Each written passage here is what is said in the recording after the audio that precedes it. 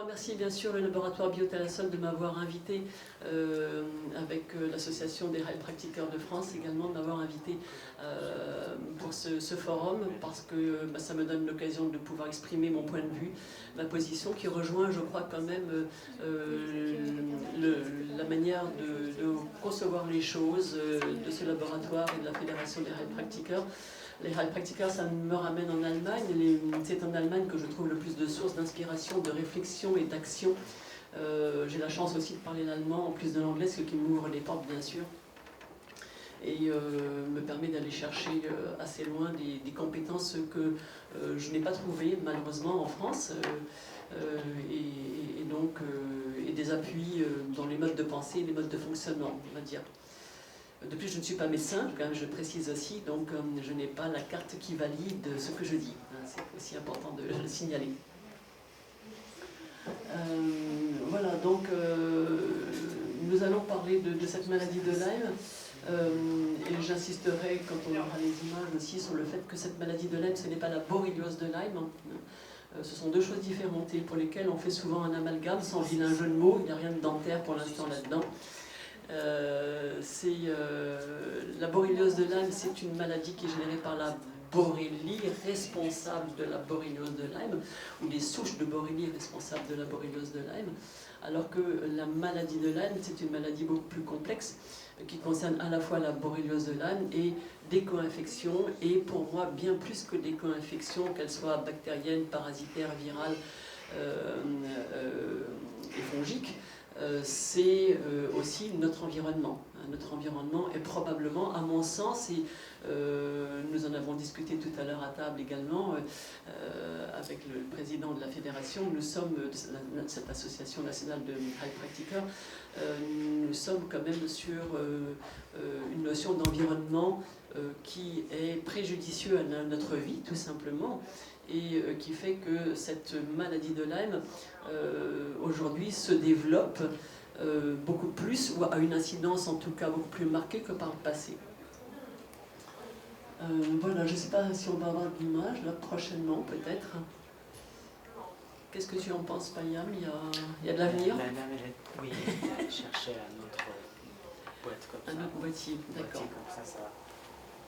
Alors cet atelier sera quand même suivi aussi, après mon exposé, sera suivi d'un grand temps pour des questions et des réponses. Il y a un certain nombre de personnes qui sont venues aussi spécialement pour me poser des questions. Je vais essayer d'y répondre avec mes mots à moi et mes outils à moi. Je vous rappelle, je ne suis pas médecin. En revanche, je commence, je crois, à avoir une bonne expertise de la maladie de Lyme. Pour l'avoir vécu, pour la vivre probablement encore, je ne sais pas ce qui reste dans mon corps, est-ce qu'on peut se débarrasser de cette maladie ou pas, je n'en sais rien, je n'ai aucune idée. Des spécialistes américains pensent qu'on ne peut pas s'en débarrasser, c'est assez probable.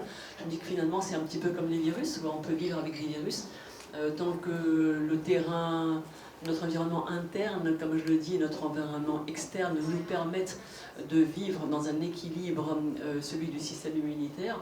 On peut vivre avec des microbes. On a depuis la nuit des temps des milliards de microbes dans notre corps et c'est pas en nous passant au Karcher et au lance-flamme qu'on va vivre mieux. On a besoin de ces microbes pour vivre. Simplement, il faut qu'ils soient maintenus à leur place par un système immunitaire efficient. Et aujourd'hui, dans notre environnement, nous n'avons plus de système immunitaire efficient. Et nous avons un environnement interne et externe qui sont, pour moi, responsables de l'expression de ces pathogènes, quels qu'ils soient.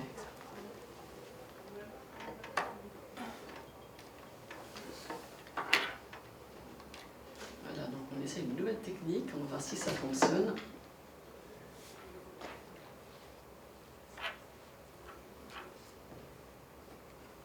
Avec deux spécialistes, ça devrait aller. Ouais, donc c'est ça qui me fait peur. Par contre, c'est un client en fait. Donc, il faudra le lui rendre. Vous avez Jusqu'à 17h. Un petit peu moins. Enfin, quoi qu'on commence avec une demi-heure de retard, donc ce sera 17h quand même. D'accord. Ça va aller? Je peux vous prendre une pièce d'identité? Oui, bien sûr. Bien sûr. J'en ai sur moi. Tu donnes ta pièce d'identité? D'accord, très bien. Merci beaucoup. Alors en revanche, là, du coup, comment je fais pour avoir l'image de mon PowerPoint. Parce que je devrais être connecté directement avec le... Ça, c'est l'image de... Ça, c'est une image, Ah oui, c'est alors, par mon fond d'écran, mon merci, bureau. c'est gentil. Peut-être que tu as modifié quelque chose, Payam, pour que je puisse accéder au PowerPoint. Voilà.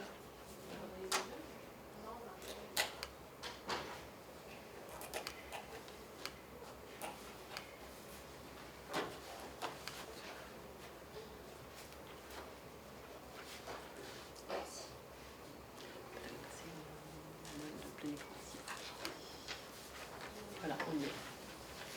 Formidable. Et nous avons, après le son, nous avons l'image. Yes.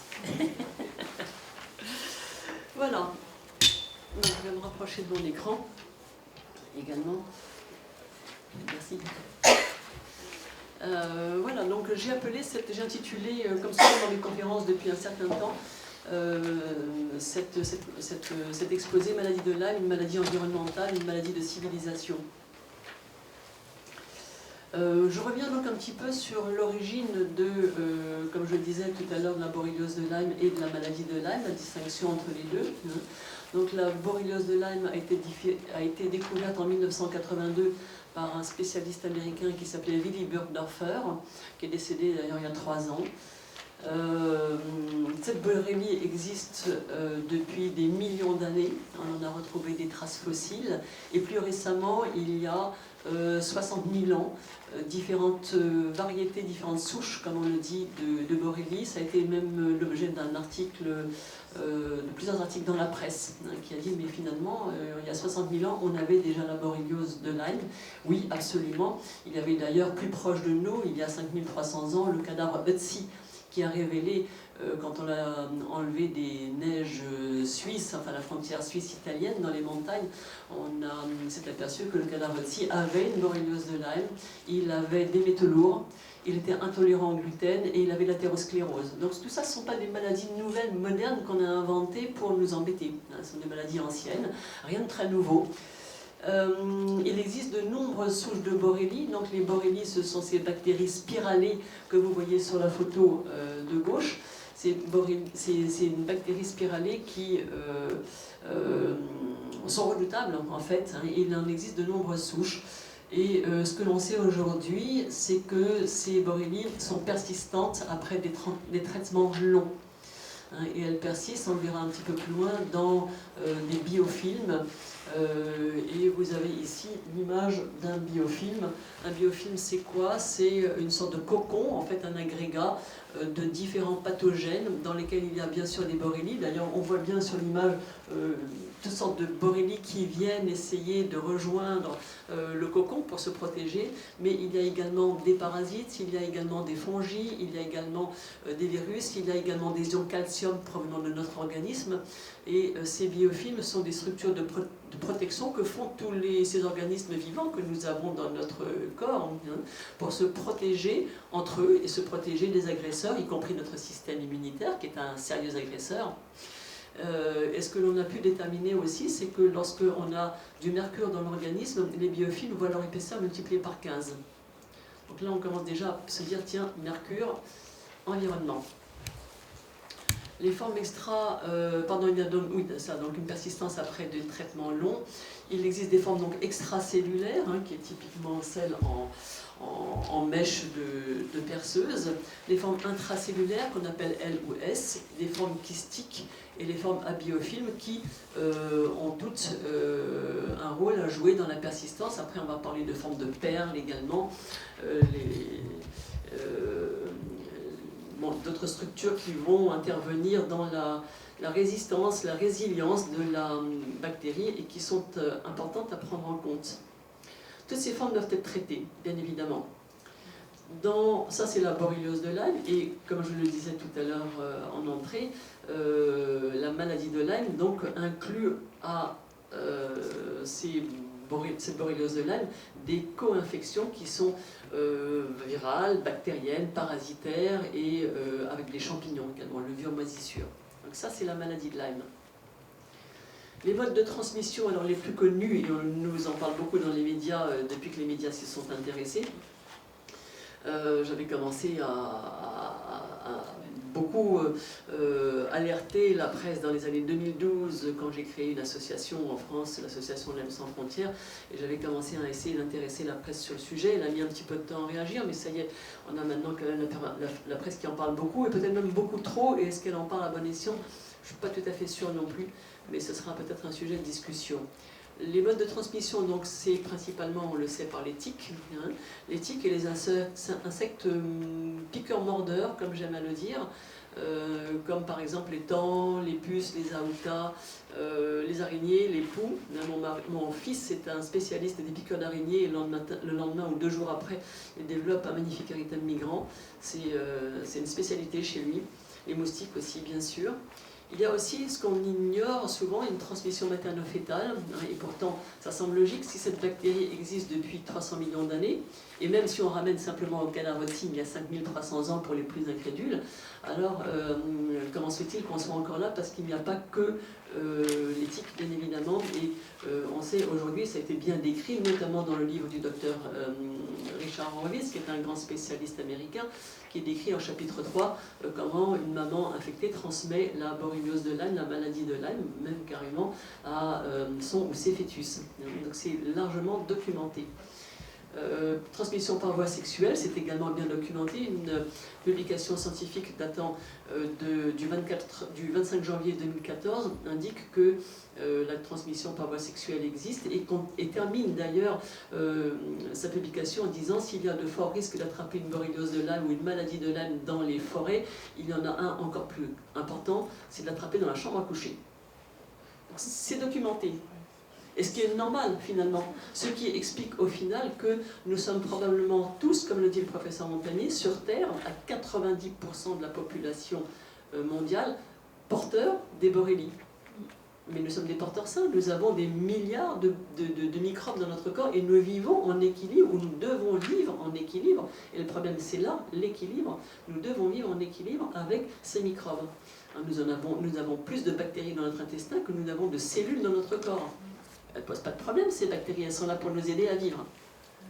Donc il faut reconcevoir le problème différemment. Pourquoi tout d'un coup cette bactérie, si elle impacte depuis la nuit des temps 90% de la population mondiale, pourquoi est-ce qu'elle pose ou poserait un problème aujourd'hui? Et c'est ça qu'on va essayer on va essayer de réfléchir sur ce sujet-là un petit peu.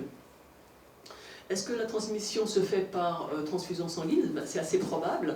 En tout cas, on sait qu'une des co-infections qui s'appelle la babésiose, transmise par un protozoaire qui s'appelle la babésia, un cousin de celui qui donne le paludisme, hein, ce sont des cousins en fait, eh bien, la babésia est transmissible par transmission sanguine, par transfusion sanguine.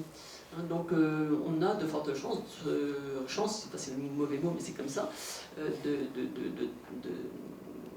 de transfuser probablement du sang qui contient des borrélies. Ça a été prouvé également dans une étude américaine en 87, mais bon, je ne vais pas revenir sur cette étude parce qu'elle n'a pas du tout été suivie, mais la preuve est apportée quand même dans 2 études américaines datées de 87. Quels sont les symptômes de la maladie? Alors déjà, il faut savoir que cette maladie se développe en 3 stades d'après ce que nous disent les autorités de santé, c'est comme ça qu'on conçoit les choses aujourd'hui. Stade 1, c'est celui relatif à la piqûre de tique, piqûre morsure de tique, on peut dire les deux. Ce sera le stade aigu, hein, où la personne va avoir des symptômes grippaux, des courbatures, enfin des symptômes grippaux, et parfois un érythème migrant. Un érythème migrant, c'est une espèce de grand anneau qui va, plus ou moins grand d'ailleurs, qui va se développer à partir du point de piqûre de la tique et qui va se développer de manière excentrique pour former les images que vous voyez ici sur l'écran. Au stade 3, on peut avoir toutes sortes, stade 2, pardon, on peut avoir toutes sortes de symptômes divers, fatigue chronique, douleurs musculaires, articulaires, des problèmes cognitifs et autres. Et puis au stade 3, eh bien, on va arriver à toutes sortes de problèmes qui peuvent être inflammatoires, musculaires, rhumatismaux, cutanés, neurologiques. Le stade ultime étant quand même la démence. Et ça nous ramène à la syphilis aussi. La syphilis, c'est un cousin aussi spiralé de la borrélie. La borréliose de Lyme. Donc les symptômes sont très variables aussi d'une personne à l'autre parce qu'il ne s'agit pas de s'occuper d'une maladie, mais il s'agit de s'occuper d'un malade. Et le malade, qu'est-ce qu'il a en transgénérationnel récupéré dans sa vie des arrière-grands-parents, des grands-parents, des parents, de lui-même dans sa propre vie, et tant en termes de charge infectieuse globale que en termes de charge toxique globale, comme on va le voir juste après. Alors, quand même, toujours pour cette borréliose de Lyme, qu'est-ce qu'il existe comme test diagnostique? Eh bien, en France, on fait encore référence à une conférence de consensus qui date de 2006, 13 décembre 2006, qui est toujours en vigueur aujourd'hui, et qui dit qu'il faut faire un test en 2 temps, un premier test ELISA, suivi, si le test ELISA est positif, possiblement d'un test Western blot. Ce que l'on cherche à démontrer, c'est surtout qu'il y a des faux positifs, mais on ne s'occupe pas de savoir s'il y a des faux négatifs. Alors c'est quand même un petit peu dommage, ce qui fait qu'au final, je vous la fais courte, mais au final, on a des tests qui sont, malgré ce qu'en disent les autorités de santé, et là quand même il y a d'innombrables spécialistes qui le démontrent dans le monde entier, malgré ce que disent les autorités de santé, ces tests sont globalement à 50% fiables, c'est-à-dire que c'est vraiment pile ou face. Une chance sur 2 d'être positif, et si vous êtes positif, est-ce que vous avez une borréliose de Lyme? Et si vous êtes négatif, est-ce que vous n'avez pas une borréliose de Lyme? Donc en fait, on n'en sait rien. C'est comme ça qu'on a des gens qui vont en Allemagne, par exemple, dans un centre très spécialisé. Je ne parlerai pas du centre en lui-même, hein, voilà, mais qui fait entre autres des tests Western blot, et pour lesquels des gens vont là-bas faire des examens pour essayer de trouver s'ils sont positifs parce qu'ils veulent avoir une réponse. Les tests sont globalement toujours positifs, à 90%, et néanmoins il y a beaucoup de gens qui vont là-bas avec qui ont des tests positifs qui ne sont pas du tout malades. Donc on peut avoir une séropositivité en Lyme et pas du tout être malade. Donc ça veut dire quoi? Ça veut dire que les gens, ils sont probablement porteurs sains et qu'on attend que ça se dégrade un petit peu plus pour qu'ils soient porteurs moins sains. Alors on va voir un petit peu l'impact de notre environnement là-dessus. La variété des souches testées en fait est impliquée dans les piètres résultats des tests. On n'a pas suffisamment de souches testées avec les propositions qui sont faites en France et dans les pays limitrophes aussi d'ailleurs. Si on a une faible réponse immunitaire, parce que ce jour-là, quand on vous fait votre test, vous avez justement une grippe ou vous êtes immunodéficient ou ceci ou cela, ben, votre corps ne pourra pas répondre avec une réponse immunitaire, donc vous n'aurez pas de réponse. Donc on vous dira, vous voyez, votre test est négatif, donc vous n'avez pas la borréliose de Lyme. Ça peut être complètement faux. C'est peut-être vrai, mais c'est peut-être faux. On n'en sait rien. Voilà, d'autres tests existent, le test LTT, le test de transformation lymphocytaire, les PCR qui sont plutôt réservés à vos chiens et chats. Nos animaux sont mieux servis que nous, c'est clair, hein, au niveau des tests vétérinaires. Simplement, les amorces des tests vétérinaires ne sont pas les amorces des tests sur les humains, donc il faut aussi être un petit peu vigilant par rapport à ça, mais on peut faire des PCR plus précises aux États-Unis, par exemple, moi j'en avais fait.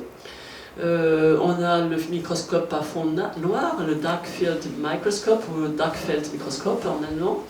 La CD57, Natural Killer également, qui est un test qui donne au moins une indication du système immunitaire. Et c'est vrai que chez les malades de Lyme chronique, il y a un effondrement du système immunitaire. Et quand on a un CD57NK qui est complètement écroulé, on peut mettre ça en corrélation avec un Lyme à valider quand même derrière.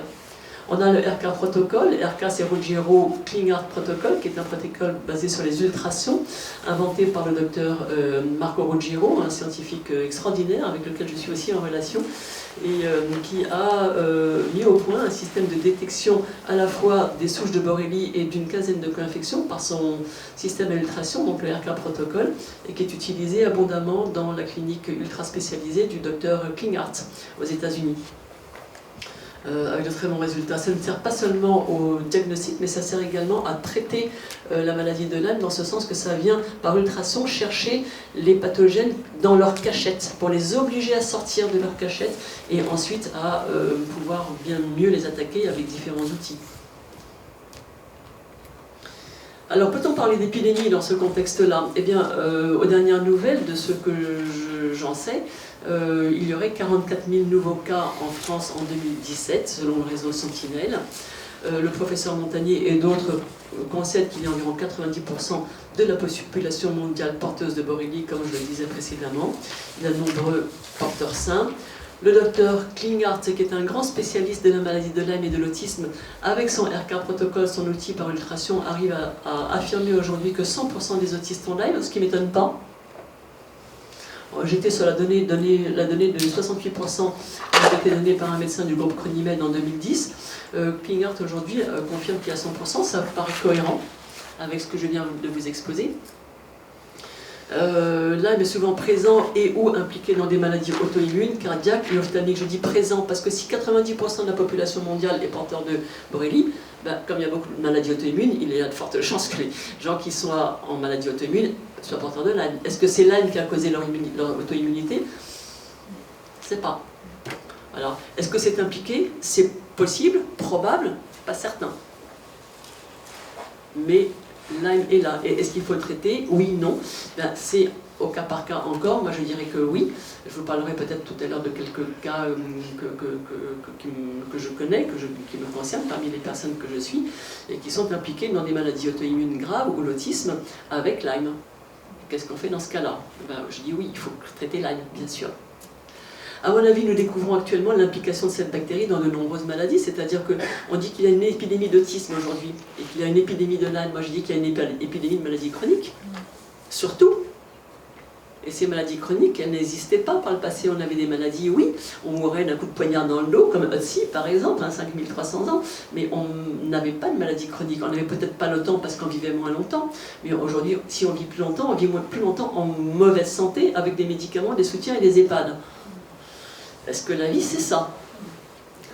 Voilà, donc ça amène à se poser plein de questions, en fait.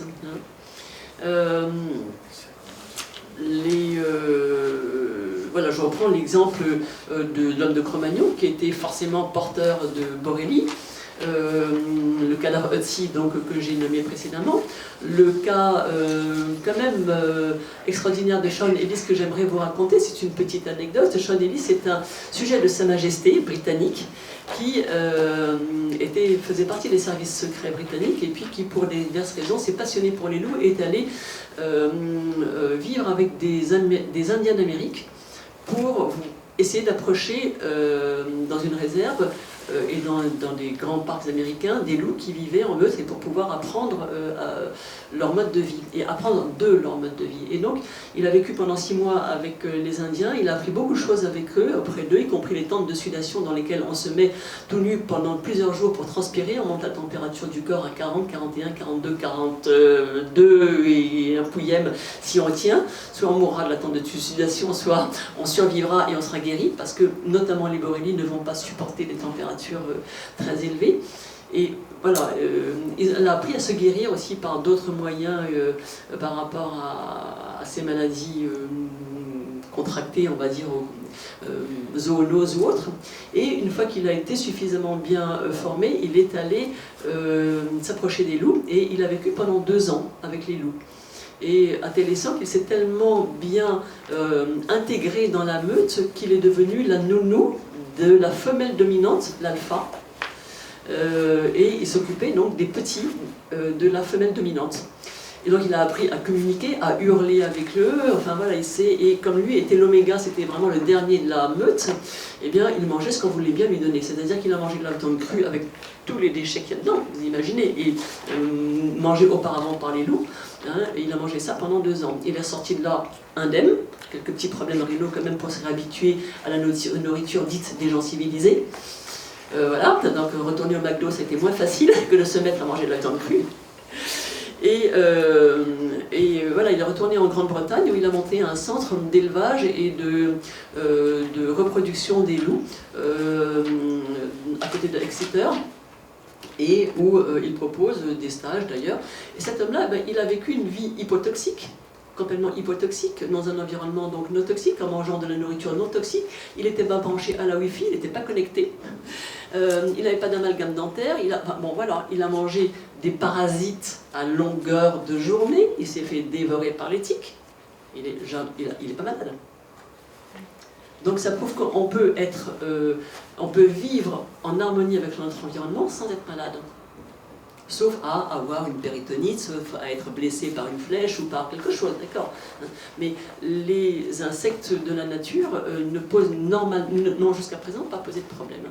Le peuple Maasai, c'est pareil, le peuple Maasai ne se nourrit que de viande crue, de sang coagulé avec du lait, ne mange pour ainsi dire pas de légumes, mange quelques racines et quelques feuilles, ne mange pas de fruits, les fruits c'est réservé aux animaux, donc ils ne mangent pas de sucre.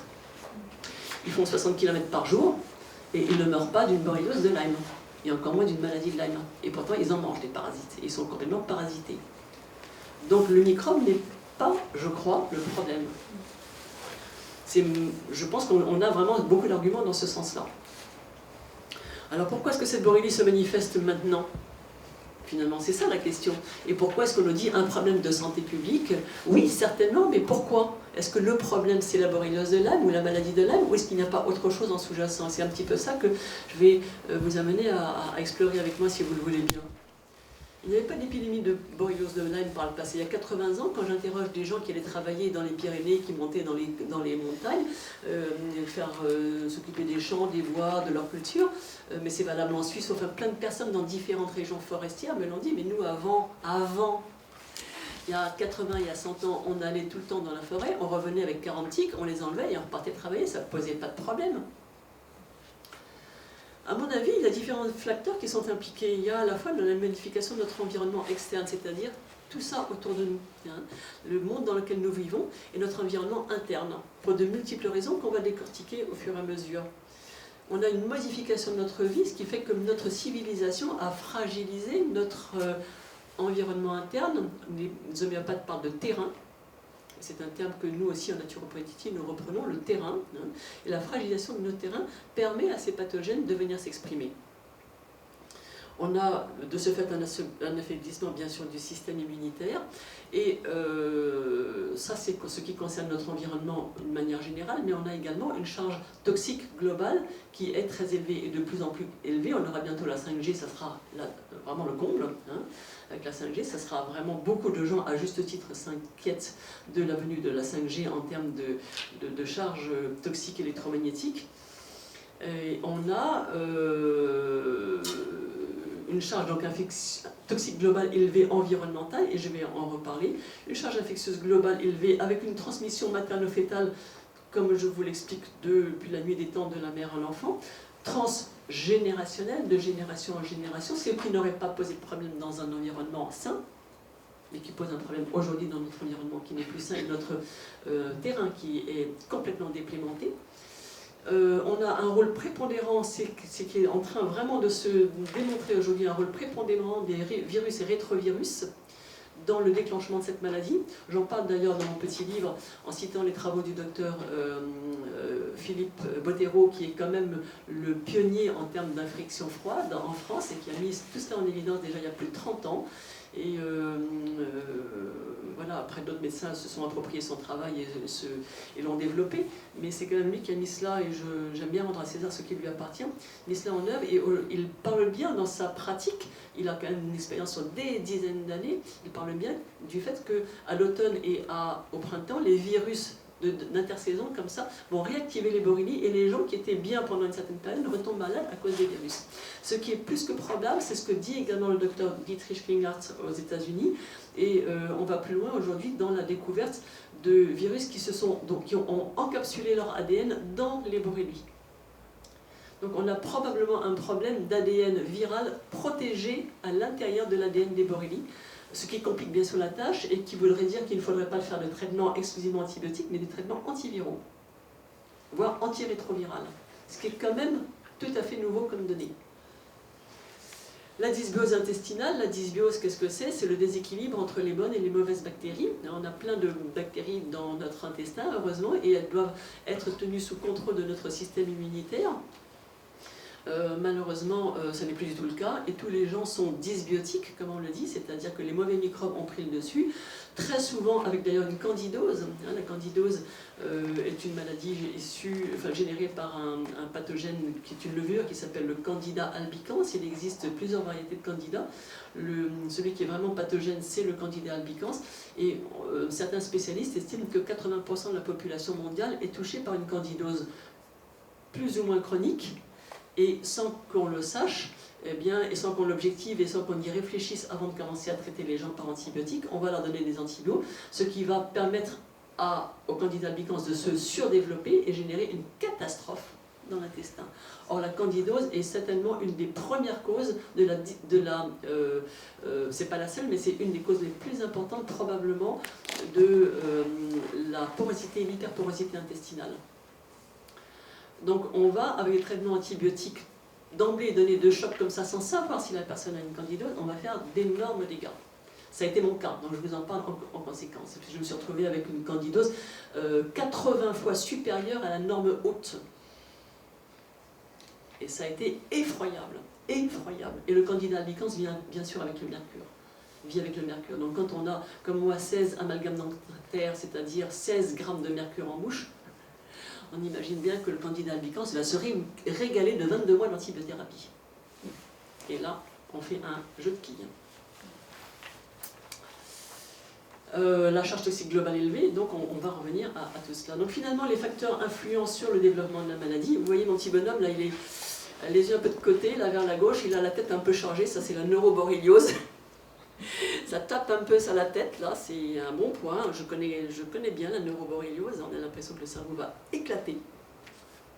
Et se pose quelques questions par rapport à la charge infectieuse globale qui est élevée, la charge toxique globale qui est élevée, le terrain qui est déplémenté de ces nutriments vitaux, il n'y a plus rien, c'est vide, et je vais vous montrer 2 exemples flagrants des 2 derniers points 3 et 4 à la fin de cette présentation, qui me concernent. Donc, voilà. Et puis l'intestin dysbiotique, comme je le disais précédemment. Alors, numéro 1, charge infectieuse globale élevée. Eh bien, on a dans cette maladie de Lyme des borrélies, donc la bactérie responsable de la borréliose de Lyme. Mais on a des co-infections qui seront, par exemple, la babésia, ce protézoaire qui donne la babésiose, qui se transmet, qui s'appelle pyroplasmose chez votre chien. Voilà, c'est une pyroplasmose. Nous avons une babésiose, mais c'est la même chose. Nous avons la Bartonella, Ehrlichia, Coxiella, Tularemia, Brucella, des mycoplasmes, des chlamydiés, etc., etc. Dans la grande vague des bactéries, nous avons des virus. On retrouve pratiquement toujours un cytomégalovirus, un Epstein-Barr virus, sans compter les HSV1 HSV2, très fréquemment et un peu plus loin vers les HSV 6, 7, 8. Les parvovirus, arbovirus, virus du Nil, herpesvirus, enfin, quand on va chercher dans la catégorie des virus, et surtout dans des laboratoires qui travaillent en quantique, bien qu'aujourd'hui la médecine quantique ou les approches thérapeutiques quantiques ne soient pas encore connues et reconnues en France, si elles sont utilisées abondamment depuis longtemps en Russie, pour leur efficacité et leur pertinence, il y a un laboratoire en Allemagne qui fait des examens quantiques et qui arrive à trouver des infections virus qu'elles vont doser, en taux d'ailleurs, et qui vont les définir, qui sont importantes. Alors après, on n'y croit pas, mais ce qui est important, c'est éventuellement se poser la question en corroborant avec d'autres examens plus classiques et conventionnels, plus crédibles pour nous qui ne connaissons rien au quantique, est-ce que c'est cohérent ou pas? Et quand on croise différents types de tests, et bien on s'aperçoit que ces cohérents, ces virus jouent un rôle très important. Les rétrovirus endogènes, donc fabriqués par notre organisme, et exogènes, venant donc de l'extérieur, enfin endogènes, les virus présents dans notre organisme, pas fabriqués mais présents dans notre organisme, et les virus exogènes, donc venant de l'extérieur. On a bien sûr une possible transmission de l'encéphalite attique, du virus de l'encéphalite attique, notamment dans les forêts allemandes, en Suisse, en Autriche, où on vaccine les gens contre l'encéphalite attique. Et bien sûr aussi les champignons et les moisissures, qui jouent un rôle très important dans même le maintien de la maladie, comme décrit par le docteur Richie Schumacher, que je cite aussi dans mon livre, et qui s'occupe plus particulièrement des worst of the worst, le pire du pire, c'est vraiment les gens qui sont moisis. Ce qui est ou était mon cas. Je faisais partie aussi des gens moisis, malheureusement. De nouvelles recherches tentent à démontrer l'implication majeure des infections virales dans le déclenchement de la maladie de Lyme, je vous le disais précédemment. Charge toxique globale élevée. Alors là aussi, un bon registre sur le domaine. Héraclite disait « L'état de santé de l'homme est le reflet de l'état de la santé de la Terre ». Alors là, l'effet de la santé de la Terre, aujourd'hui, parlons-en. Je crois qu'on a beaucoup de lanceurs d'alerte de monde aujourd'hui sur la Terre entière pour dire que la Terre aujourd'hui elle est foutue et que peut-être, j'ai même un ami médecin, psychiatre qui me dit la première entité au chevet de laquelle il faut se mettre à genoux, c'est la Terre. Notre Terre est tellement malade et polluée que si nous sommes nous le reflet dans notre santé de la Terre, c'est normal que nous soyons malades et pollués. La loi constitutionnelle du 28 février 2005 disait quand même que chacun a le droit de vivre dans un environnement favorable à sa santé. C'est dommage que ce soit dans une charte et que ce ne soit pas appliqué. Ça inspire peut-être quelques réflexions. Les origines des maladies chroniques, nous dit le docteur Joël Spirou, qui est président du CRIIGEN. Je vous expliquerai qui est le CRIIGEN après. Les origines des maladies chroniques, au-delà des origines infectieuses, sont recherchées et trouvées dans l'exposition aux produits chimiques et la diminution de la biodiversité. Ces expositions entraînent l'inhibition de la communication cellulaire qui a lieu en temps normal par voie hormonale et un flux électrique. Personne ne peut cacher qu'aujourd'hui, il y a une communication de la racine de nos cheveux jusqu'au bout de nos orteils. Néanmoins, notre médecine n'a pas l'air d'en tenir compte, puisque quand vous êtes malade du genou, vous allez voir le genouologue, quand vous êtes malade de l'épaule, vous allez voir l'épaulologue, et quand vous êtes malade de la tête, vous allez voir le tétologue. Mais une fois qu'on a fait ça, on ne fait pas le lien entre les trois, possiblement, puis surtout, on ne vous posera pas la question, parce qu'en 10 minutes, il faut quand même que la consultation soit bouclée. On a du rendement à faire, d'ailleurs. Voilà. Joël Spirou est le président du CRIIGEN. Le CRIIGEN, c'est un organisme indépendant qui a fait des recherches avec le professeur Gilles-Éric Seralini sur la nocivité du Roundup et sur les OGM, lequel professeur Seralini a été rejeté, y compris non seulement par nos grands spécialistes et académiciens et professeurs français, mais également par la presse qui a suivi le bouche en cœur, puisque la presse est une presse d'État, et qu'elle ne dit que ce que l'on veut dire. Donc il a été calomnié, il a été mis dans des situations de vie extrêmement difficiles. Je connais un petit peu le professeur Seralini pour l'avoir rencontré à plusieurs reprises et fait une formation avec lui cette année, entre autres. Et comment dire, c'est un homme extrêmement intègre, extrêmement honnête et qui n'a rien à vendre si ce n'est de mettre en évidence qu'il y a des problèmes dans notre environnement. La maladie de Lyme s'inscrit dans le lot des maladies chroniques, qui n'ont cessé d'augmenter depuis 1950, c'est clair, hein, c'est-à-dire avec les maladies neurodégénératives, les cancers qui ne cessent d'augmenter, comment dire, une augmentation, on arrive aujourd'hui à une personne sur 7 possiblement qui a ou qui va rapidement dans les années qui viennent développer un cancer, l'asthme, les allergies, les diabètes, l'hypertension, la dépression, les malformations néonatales, génitales, l'espérance de vie en bonne santé qui diminue et l'espérance de vie aux USA qui a commencé déjà à diminuer. On vous dit oui, mais l'espérance de vie augmente. Non, c'est faux, elle diminue.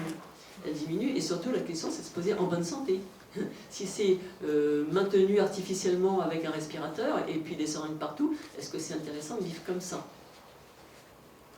Quand on sait qu'il y a des pays comme la Suède qui sont capables d'inverser la courbe, c'est-à-dire d'avoir une espérance de vie qui est prolongée en bonne santé. Mais ils ont pris des mesures environnementales il y a 30 ans, à minima. Quels toxiques? Alors, quels sont ces toxiques dont je parle? Alors, les nanoparticules industrielles. Alors, tout le monde a entendu parler des nanoparticules industrielles. Si vous voulez un livre de référence, achetez le livre de Roger Langlais. Je ne suis pas, quand je dis je donne des noms ou vous propose de faire ceci ou cela, je ne suis pas en conflit d'intérêt, je le précise toujours, avec ces personnes-là, ces entités, ces organismes. Mon travail est totalement indépendant, non rémunéré, et je dis les choses totalement donc librement. Roger Langlais a écrit un livre qui s'appelle Nanoparticules, sorti chez Actes Sud, avec lequel je ne suis pas non plus en conflit d'intérêt, et que je vous invite à lire. Vous verrez que nous sommes environnés au quotidien, en permanence, par les nanoparticules, y compris dans les cosmétiques, bien évidemment, le dentifrice, en allant jusqu'à vos pneus de voiture, et bien sûr les médicaments, les parfums et tout y est, hein, voilà, les tissus d'ameublement, etc. On a les mines à ciel ouvert. Ces mines à ciel ouvert, il y en a 30 000 en France qui balancent des nanoparticules de plomb, étain, antimoine, arsenic, aluminium, etc., etc. Un excellent documentaire à aller voir sur YouTube. Je ne suis pas non plus en conflit d'intérêt avec YouTube. Pièce à conviction, Cévennes, qui a été produit par France 3, je crois, à vérifier, et dans lequel vous pourrez entendre le professeur André Picon, qui est expert toxicochimiste au CNRS, bien évidemment considéré par les autorités de santé comme un farfelu et un bon, enfin voilà, comme d'habitude. Hein. Voilà. Et quand vous allez voir ce qui se passe dans les Cévennes, vous allez apprendre que dans 1 kilo de terre dans les Cévennes, vous avez 500 grammes de plomb. Et dans ces 500 grammes de cette terre qui contient 500 grammes de plomb, les gens viennent faire des rêves parties, ils viennent camper, les enfants viennent jouer, on fait des fêtes le soir, etc., etc. Les eaux sont complètement polluées et on a un taux de cancer 10 fois supérieur à la norme française. C'est un hasard. Le documentaire est extrêmement intéressant.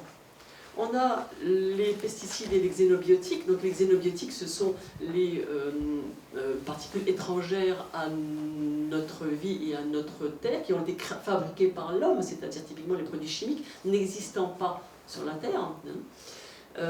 Donc entre autres le Roundup et les autres perturbateurs endocriniens.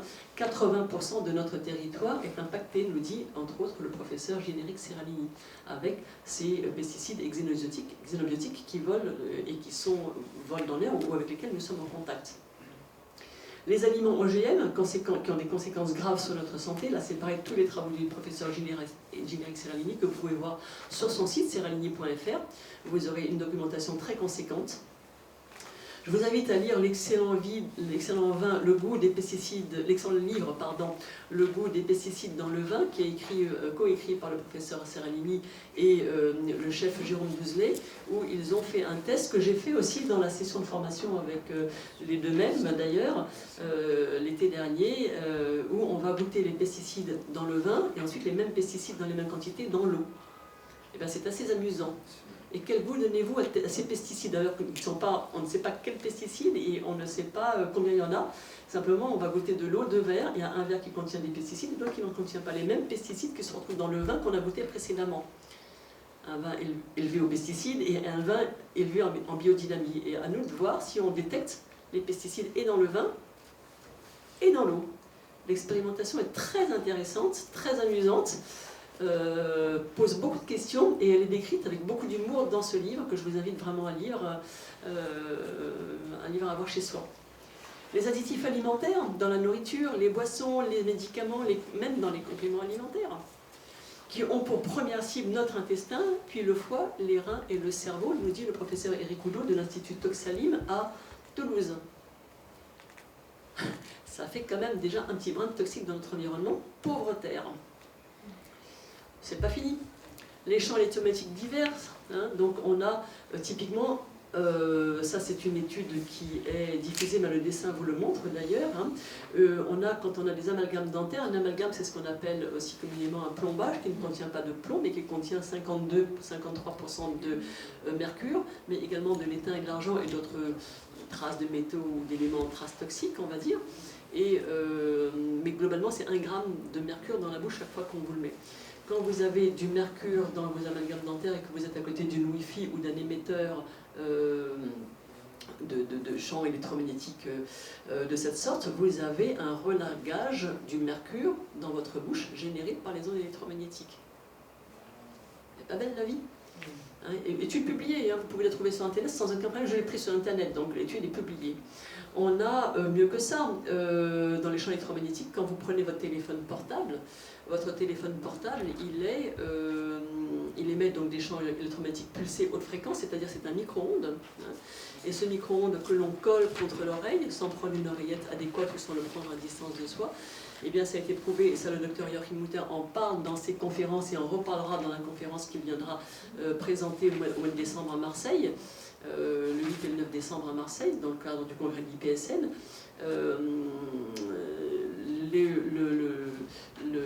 Les champs électromagnétiques pulsés, lorsqu'ils sont en présence de métaux en bouche, eh bien ces métaux multiplient de 500 à 700 fois le signal radio émis par votre téléphone portable, juste à côté du cerveau. Pas s'étonner que le cerveau devienne comme notre intestin une passoire. On a donc une hyperperméabilité cérébrale de la barrière hémato-encéphalique maintenant. Continuons comme ça. On en veut encore, allez on y va. Les champs électromagnétiques, pardon. Oui, bien sûr, Linky, absolument, absolument, voilà. On n'est plus à ça près, et puis voilà. Et bientôt la 5G.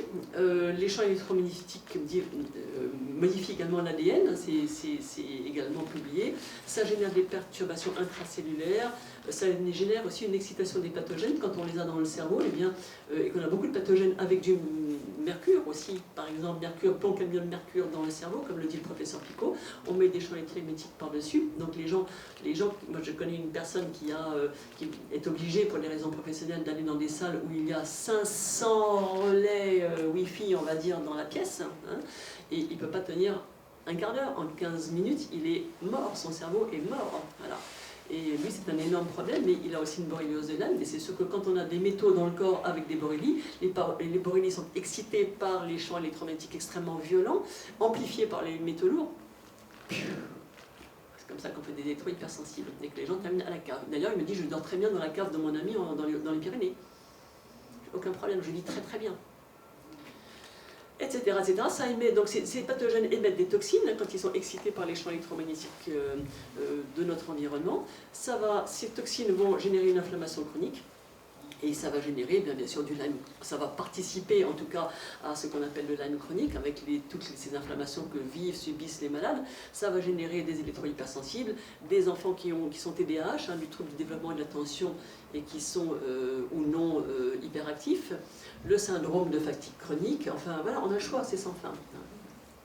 Les professeurs Dominique Bellepomme, les professeurs Montagnier, les docteurs Dietrich Klinghardt, Mutter, Campbell, tout ça, sont tous des gens qui expliquent cela à leurs malades en disant il faut absolument, si vous voulez sortir de votre maladie, que ce soit pour Natasha Campbell qui est une spécialiste britannique de la maladie donc la maladie de Lyme forcément aussi, puisque des enfants autistes surtout, et des TDAH, il faut les sortir des ondes électromagnétiques et elle demande aux parents de modifier, comme le docteur Joachim Mutter en Allemagne, avec lequel je collabore aussi, c'est 0 ondes électromagnétiques. Et je vous parlerai du cas d'une jeune fille autiste dont je m'occupe, et vous allez voir ce qu'on arrive quand même à faire en très peu de temps.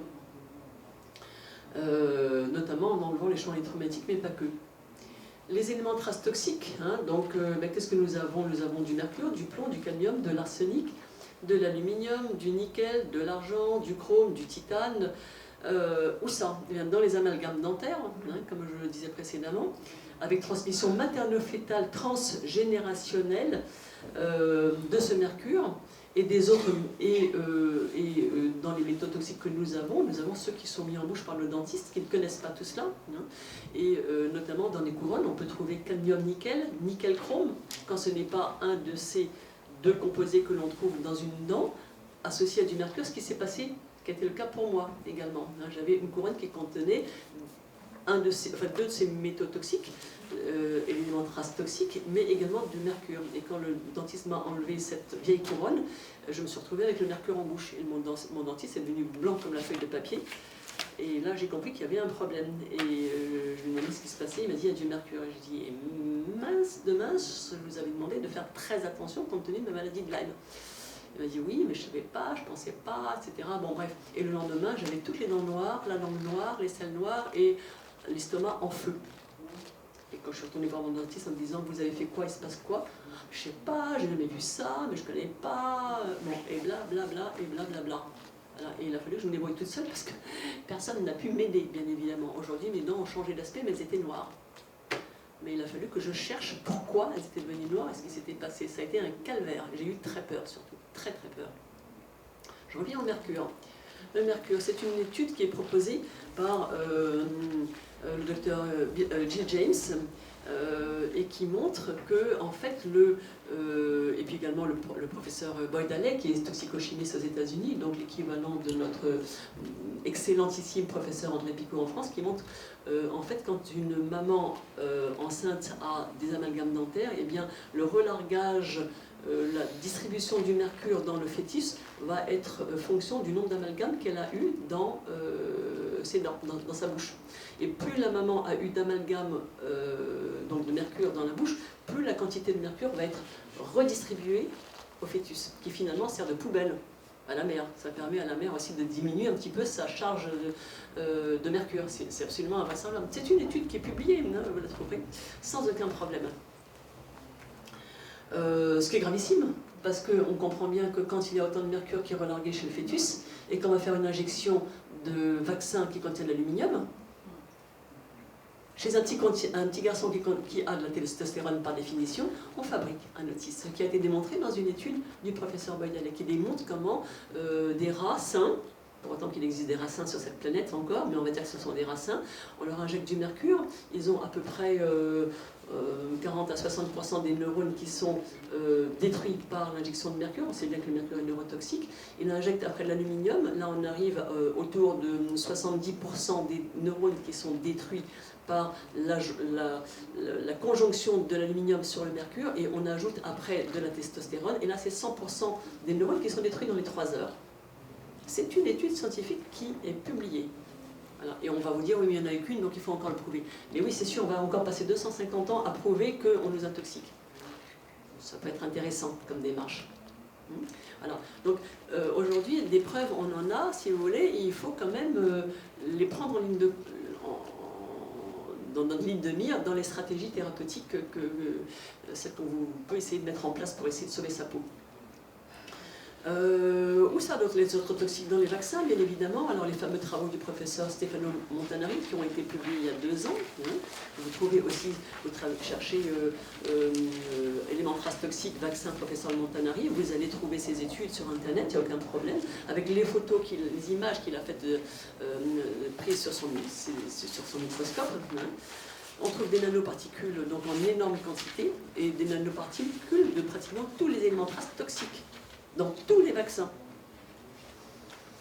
Bon, ok. On retrouve également 30% de rétrovirus dans les vaccins. C'est notamment explicité très bien dans une vidéo qui a été faite d'une dame qui a travaillé chez un des fournisseurs de vaccins américains, donc GSK, pour ne pas le citer, et qui a eu énormément de pression et de menaces d'ailleurs sur sa vie, sur ses enfants, sur sa famille, etc. Et qui explique comment ça se passe en fait dans les vaccins, la soupe toxique qu'il y a dedans. Il y a des pathogènes divers, notamment des chlamydiés, des mycoplasmes. Il y a également de l'ADN d'embryons humains et animal. Enfin, on a une soupe toxique incroyable dans les vaccins. Donc les vaccins sont-ils sûrs? Madame la ministre de la Santé a dit que oui.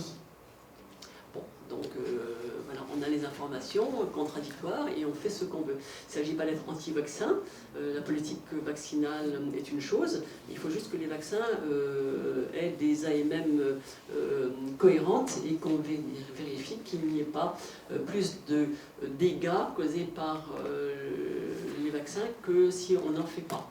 Il y a d'ailleurs des maladies comme la peste qui ont été éradiquées d'elles-mêmes sans aucun vaccin. Donc il y a beaucoup de questions à se poser sur les vaccins. Voilà. Après, moi, je n'ai pas d'opinion tranchée. Je demande surtout à voir honnêtement, que les autorités de santé soient honnêtes par rapport à cela.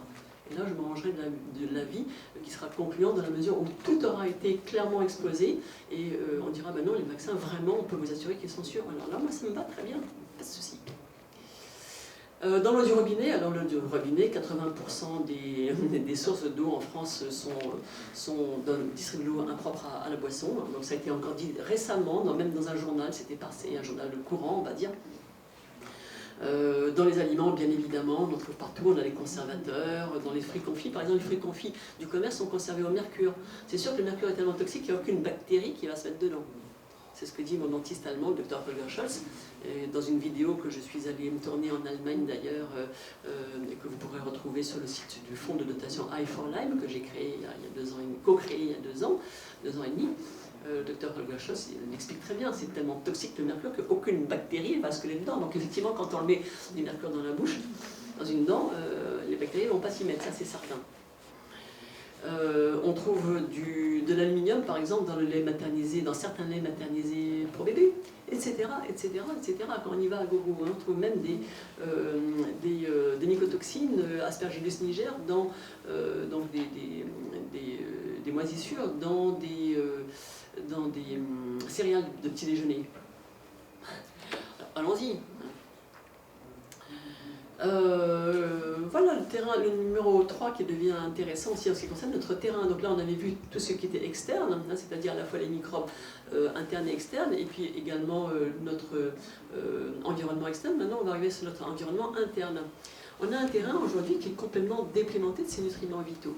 Ces nutriments vitaux, c'est quoi? Principalement les oligo-éléments, qu'on appelle aussi des électrolytes, des métabolites. Métabolites, c'est quand même métabolisme derrière, et c'est oligo-éléments traces sont les catalyseurs de notre métabolisme. Quand on n'a plus d'électrolytes, d'oligo-éléments, de minéraux, il ne faut pas s'étonner qu'à un moment donné, le corps il refuse de fonctionner. C'est tout à fait normal. On n'a plus d'acides gras. En revanche, on a des graisses trans à gogo, avec un bon petit cancer à la clé. Hein.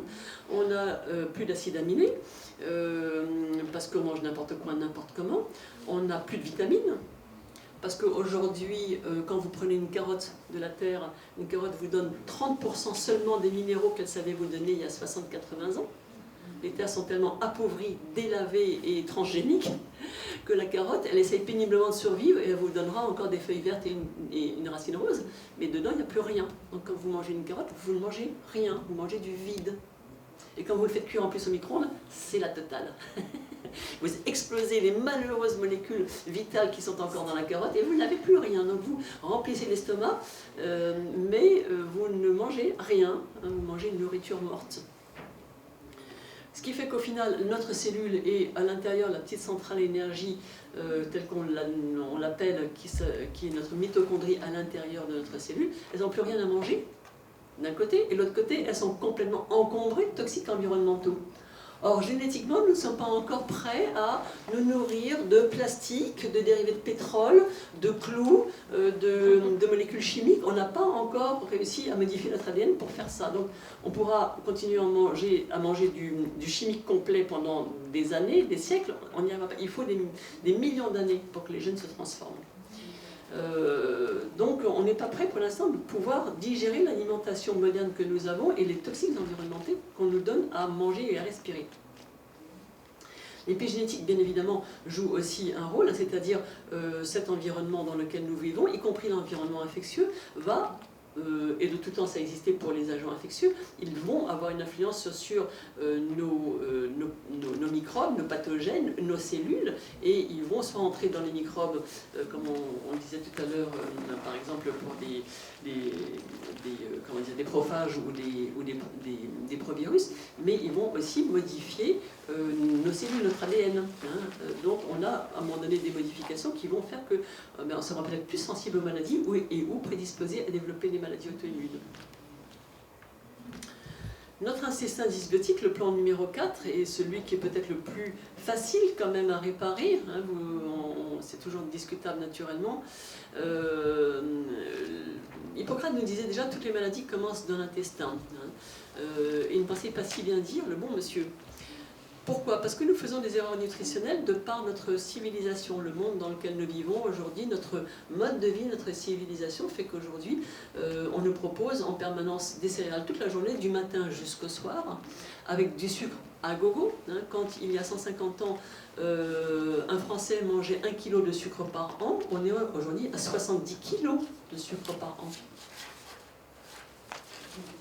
C'est quand même pas pareil. On peut se poser des questions par rapport à ce problème-là que les Américains appellent d'ailleurs le silent killer, le tueur silencieux, le sucre. Mais il n'y a pas que ça, il n'y a pas que le sucre, hein, et que les céréales. Il y a nos erreurs nutritionnelles de manière générale. On manque totalement, on mange vite une barre de Mars pour se remplir un coin parce qu'on a faim. On va prendre le distributeur, c'est facile. Mais aller chercher un légume qu'on aura cultivé en biodynamie et qui va nous rapporter un certain nombre de nutriments vitaux dont on a besoin, ben ça on ne va pas prendre le temps de le faire parce qu'on n'a pas le temps. Donc il y a aussi nos erreurs personnelles, les erreurs induites par notre civilisation, notre mode de vie. Ça amène forcément à des questions sur notre mode de vie. Est-ce que notre mode de vie est-il le bon et est-ce qu'on va encore continuer longtemps comme ça? Finalement, on a une prolifération de pathogènes et un affaiblissement du système immunitaire. On déroule le tapis rouge pour les pathogènes. Dans tout ce que nous faisons, de tout ce que nous vivons dans notre civilisation. Notre système immunitaire, il n'y en a plus, mais forcément, là c'est ouvert à toute forme de maladies dans lesquelles on va retrouver possiblement la borréliose de Lyme. Et est-ce qu'elle est le cœur du problème? Oui, non, peut-être, à voir. de nombreuses publications scientifiques démontrent le rôle prépondérant de l'intestin dans l'apparition et ou la réussite des soins thérapeutiques dans diverses maladies, que ce soit même pour le cancer. On sait que des gens qui ont un bon microbiote, c'est-à-dire un intestin de bonne qualité avec des bonnes bactéries qui gardent le contrôle du système immunitaire un tant soit peu dans l'intestin, puisqu'on sait que 75% du système immunitaire c'est quand même dans l'intestin. Il y a des gens qui ont un bon intestin, un bon microbiote, eh bien, vont guérir beaucoup plus facilement et même pratiquement systématiquement d'un cancer après les traitements. Alors que les gens qui ont un mauvais microbiote, ça ne marche pas. On le retrouve pour plein de maladies auto-immunes. Aujourd'hui, le rôle prépondérant de l'intestin est largement documenté. Il y avait notamment, bien sûr, cet excellent et délicieux livre, Le charme discret de l'intestin, qui nous parle de cet organe mal aimé, tout sur un organe mal aimé, et qui explique bien, en fait, la problématique et le rôle fondamental de l'intestin pour préserver notre santé. C'est repris dans le domaine de Lyme par les docteurs Klinghardt, le docteur Natasha Campbell, le docteur Joachim Mutter, le docteur Andreas Kalker. L'intestin, c'est le maître mot. Alors, comment est-ce qu'on traite une maladie de Lyme? Eh bien, si on a 4 facteurs pour déclencher possiblement cette maladie de Lyme, on a les mêmes 4 facteurs sur lesquels il va falloir revenir pour traiter cette maladie de Lyme.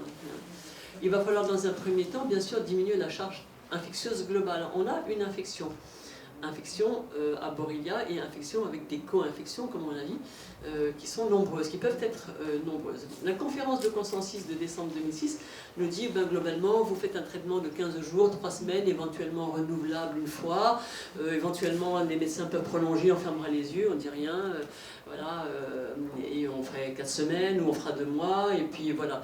Le patient se doit d'être guéri. S'il a le mauvais goût de ne pas être guéri, c'est que c'est autre chose. Voilà. Et donc, qu'est-ce qu'on va vous donner? De la rocéfine, à raison de 2 grammes par jour. La doxycycline, alors ça varie, 100, 200, 300 mg par jour selon les médecins. Bon, voilà. Et la moxicilline, ça sera 4 grammes par jour. Ce sont des doses de cheval, quand même. Hein.